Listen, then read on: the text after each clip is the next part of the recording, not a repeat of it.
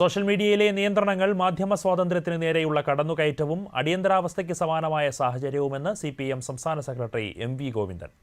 അഭിപ്രായ സ്വാതന്ത്ര്യത്തിന് നേരെ നടക്കുന്ന വലിയ വെല്ലുവിളിയാണ് മുഖ്യമന്ത്രി VD സതീശന് വേണ്ടി നടക്കുന്നതെന്ന് MV ഗോവിന്ദൻ കുറ്റപ്പെടുത്തി. മെറ്റയുമായി ബന്ധപ്പെട്ട് താൻ ഒന്നും ചെയ്തിട്ടില്ല എന്നാണ് VD സതീശൻ പറയുന്നത്. VD സതീശനും നരേന്ദ്രമോദിക്കുമെതിരായ വാർത്തകൾ മാത്രം തിരഞ്ഞുപിടിച്ച് എങ്ങനെ ഒഴിവാക്കുന്നു എന്നതാണ് പ്രശ്നം.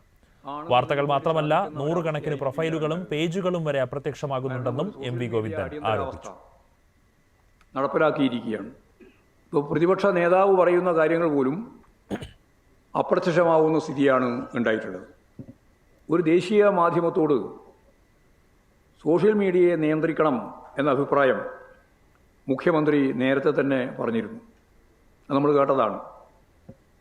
മോഡിയുടെ വഴിയെ തന്നെയാണ് VD സതീശൻ സർക്കാരും നീങ്ങുന്നത് എന്നതിൻ്റെ സൂചന തന്നെയാണ് ഈ പ്രവർത്തനത്തിലൂടെ നമുക്ക് കാണാൻ സാധിക്കുന്നത്.